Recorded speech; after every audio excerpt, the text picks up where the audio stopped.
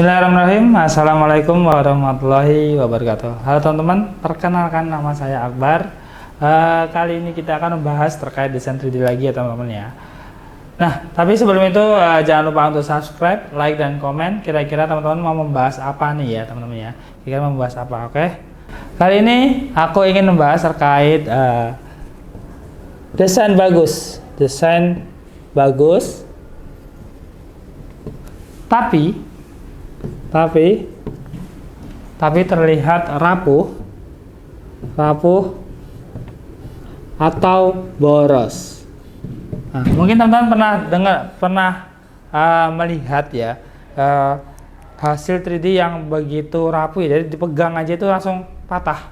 Nah, kayak gitu teman ya. Jadi bisa dibilang desain yang gampang rapuh karena mungkin ya desainnya, entah itu desainnya atau punya, nggak tahu mana yang benar, ataupun yang boros karena terlalu tebal atau terlalu berat, desainnya padahal kecil tapi kok terlalu berat, akhirnya boros filamen ya, seperti itu teman ya. Nah, itu sering terjadi ya teman ya, sering terjadi karena nggak tahu ya, itu karena mungkin dari desainnya ataupun aplikasinya ataupun printingnya atau cetaknya ya. Yang pasti itu adalah pola pikir kita ya teman-teman ya. Nah, di sini kita akan membahas terkait bagaimana sih sudut pandang kita untuk berpikir terkait desain 3D ya, khususnya dalam ketebalan dinding ya teman-teman, ketebalan dinding ya. Karena di desain 3D itu terlalu tipis itu ya. Bentar aku tulis. Terlalu tipis itu lemah ya, lemah atau rapuh. Dan kalau terlalu tebal itu boros ya teman-teman ya, boros. Oke, boros ya. Boros apa? Boros filamen tentunya. Filamen. Kalau rapuh pastinya kita jadi patah dan akhirnya buang-buang filamen juga gitu ya. Buang-buang filamen juga teman-teman ya tentunya ya. Oke. Nah, gini teman-teman ya. Kenapa sih biasanya kita selalu salah dalam menentukan ketebalan dinding atau ketebalan dari desain kita ya?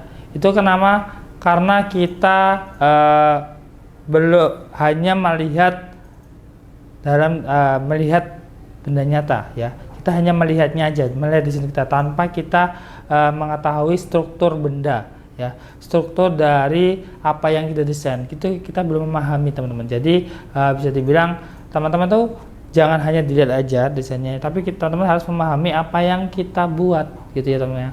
Kita harus memahami strukturnya, kira-kira ini ini itu untuk apa ya, desain kita ini untuk apa nih? Apakah hanya untuk dipajang atau hanya untuk dilihat aja, dipegang, atau ini untuk menopang atau sesuatu yang bisa dibilang fungsinya itu untuk menahan ya, menahan sesuatu yang berat atau mungkin ya seperti itu.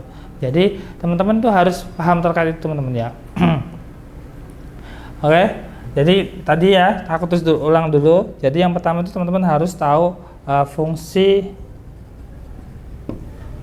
desainnya, fungsi desain 3D teman-teman, desain 3D ya. Kira-kira itu hanya untuk dilihat, pajangan ya, pajangan maksudnya, pajangan atau dipegang ya, dipegang ya atau dipegang saja. Tapi kalau dipegang itu juga gampang rapuh ya, jadi aku sendirikan aja. Kalau dipajang kan nggak mungkin dipegang ya. Sorry. Jadi dipegang atau untuk apa ya, pondasi atau ada punya fungsi lah, kita bilang fungsi saja. Oke. Jadi desain itu mempunyai fungsi ya. Contohnya apa sih yang mempunyai fungsi? Contohnya kita membuat holder HP. Nah, holder HP itu kan dia ada mempunyai fungsi ya, dimana dia harus menahan handphone dan dia tergantung kita holdernya itu mau dibuat di bracket mungkin di motor atau mungkin kalau di meja. Kalau di meja mungkin yang pasti posisinya tuh harus balance dan bisa menopang HP, ya kan. Tapi kalau yang holder yang di entah itu di motor atau di sepeda itu kan dia fungsinya yang pasti dia harus kuat karena goncangan ya, dan juga untuk HP-nya juga harus kekuatannya harus kuat juga, seperti itu teman-teman. Jadi seperti itu teman-teman ya untuk fungsinya ya. Lanjut yaitu kira-kira jadi teman-teman harus memahami ini dulu ya, pajangan itu udah. Terus setelah itu teman-teman bagaimana menentukan tebal tipisnya, tebal tipis dinding yang teman-teman fungsikan tadi ya. Kalau seumpama teman-teman hanya untuk pajangan, oke, teman-teman bisa pakai ketebalan yang bisa dibilang dia hanya dia ringan karena pajangan ringan, tetapi tidak rapuh.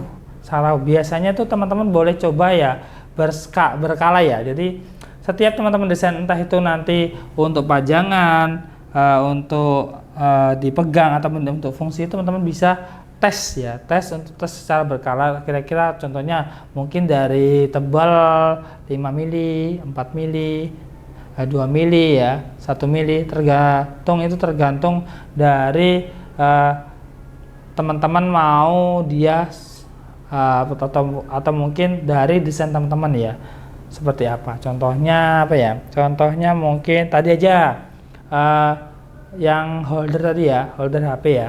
Holder HP itu dia biasanya kalau teman-teman terlalu tebal banget itu dia akan berat. Itu nggak bagus teman-teman. Dia akan berat banget, itu jangan terlalu berat ya teman-teman ya. Kalau bisa holder HP itu. Apalagi kalau mungkin di motor ya, di motor ataupun di meja lah. Kalau di meja terlalu berat juga itu nggak bagus ya teman-teman ya. Gitu. Terus kalau seumpama teman-teman pengen bikin untuk yang dipajang, mungkin teman-teman pengen bikin contohnya mural ya, mural yang dicetak dari 3D kan ada tuh, atau mungkin jam ataupun gambar ya, gambar foto terus dicetak gitu ya, kan bisa juga. Nah itu juga mungkin jangan terlalu tebal, saran aku 2 atau 3 mili aja sudah cukup, itu nggak usah terlalu berat ya, karena kalau terlalu berat juga jelek juga sih ya, seperti itu teman. Kalau yang dipegang, nah kalau yang dipegang sendiri teman-teman bisa contohnya apa ya, kalau yang dipegang itu mungkin box atau mungkin tadi ya box ya. Kalau box itu kan antara pegang dan fungsi dua-duanya juga dipakai ya. Jadi kalau box itu kalau saran aku sendiri sebenarnya 2 mili itu udah terlalu dibilang paling tipis ya, paling tipis. Dalam arti kalau teman-teman emang fungsinya buat apa dulu nih, kalau cuma untuk box biasa 2 mili cukup. Tapi kalau emang kekuatannya dalam arti dia bisa untuk beban berat banget, sangat berat, mungkin boleh ditambah. Jadi tergantung fungsinya apa gitu ya teman-teman ya, seperti itu. Nah jadi ini yang biasanya sering sepelekan sama teman-teman ya, dari tebal tipisnya desainnya teman-teman. Oke. Jadi saran aku selalu dicek kembali kira-kira ini sudah kuat apa belum nih desain kita.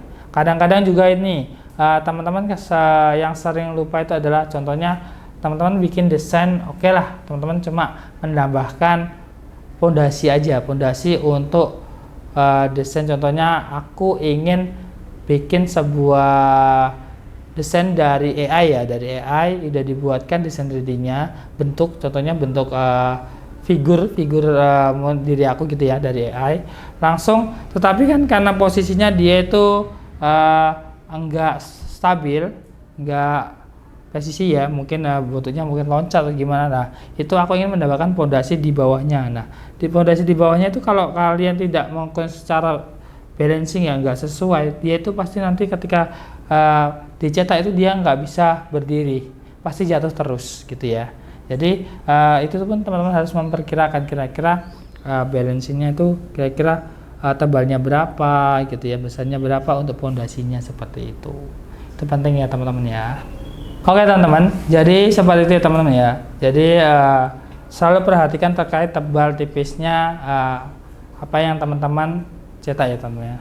Jangan terlalu tebal karena itu boros ya, dan juga jangan terlalu tipis karena kenapa, endingnya tidak bisa digunakan ya kan, sama-sama rugi di filamennya teman-teman. Oke, tetapi saran aku kalau mau mencoba cetak, jangan cetak all dulu, cetak step by step dulu, mungkin sebagian potongan dulu. Kenapa? Untuk melihat kekuatannya gitu ya teman-teman ya. Oke, seperti itu teman-teman ya. Aku akhiri dulu untuk teman ini. Silakan aja teman-teman komen kira-kira mau membahas apa yang ingin dibahas ya teman-teman ya. Oke, aku akhiri dulu. Wassalamualaikum warahmatullahi wabarakatuh.